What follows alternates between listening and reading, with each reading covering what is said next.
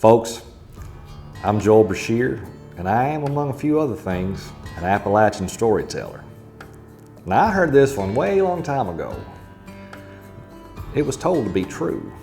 Now, knowing what I know about this region, I tend to believe this one. This was way back decades ago.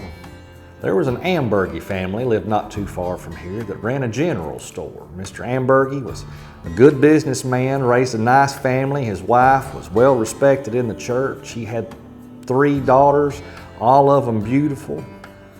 Nobody's perfect. Mr. Amberie had some issues with pride and greed, but he was a good businessman, well respected in the community. Now, his oldest daughter, Isabel, was a beauty.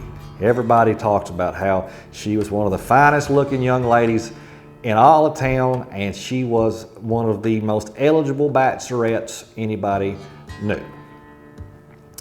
And of course, she fell in love with Albert Moore. Now, Albert was a worker at her daddy's store, and he was as far on the other side of the tracks as anybody has ever come.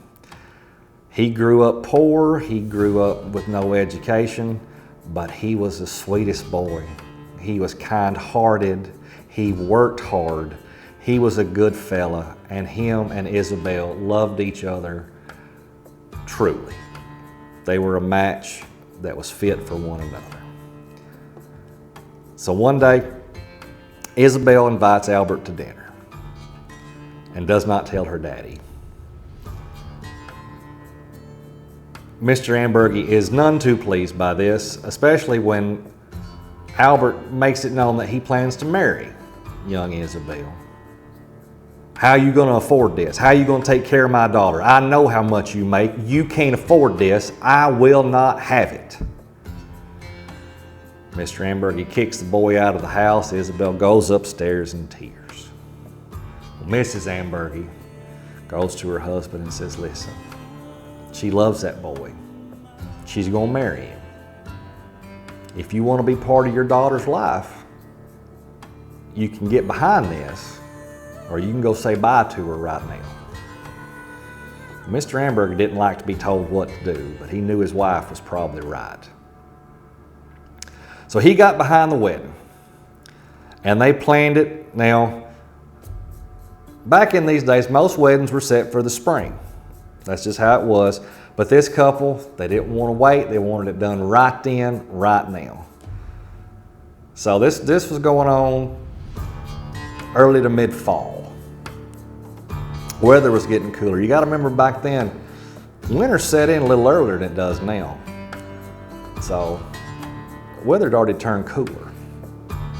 Well, Mr. Amberie, no matter what he said, was not behind this wedding, was not behind this union. And we might think subconsciously he was trying to derail it.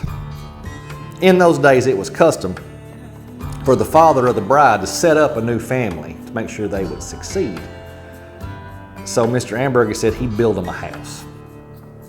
Well, the house he had built was, well, it wasn't much.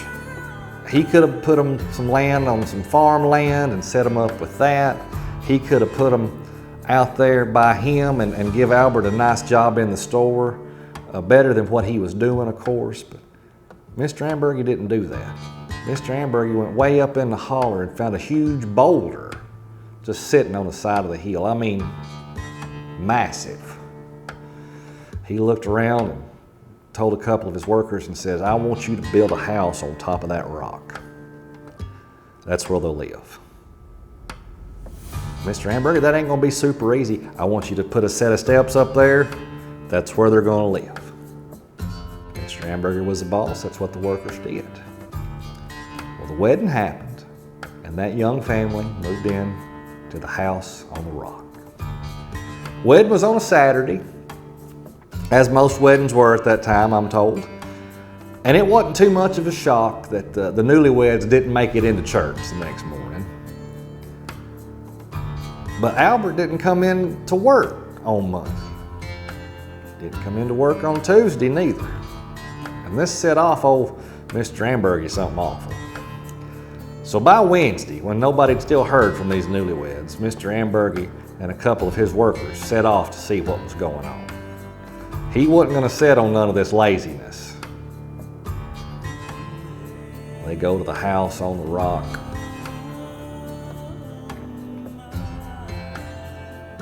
No smoke in the fireplace. No smoke coming out of the chimney. Thought that was odd. Mr. Amberie sends one of his workers, "Well, knock on that door. I don't want to see what's going on in there." Worker goes up, knocks on the door. There's no answer. Knocks again. Mr. Amberie gets mad, walks up there and says, "If you ain't gonna do it, I'm gonna barge in." Slams the door open. He sees his daughter lying on the ground. Sees her new husband lying there next to her. They're both dead. Mr. Amberie falls on the ground and holds her hand and says, "Oh, sweetie, what's happened? What's wrong? What's gone wrong?" He's looking at her and he sees little pin pricks, pairs of them, on her neck, cheeks, arms. About that time, Amberie's worker starts looking around and he hears it. Rattling sound, hissing sound.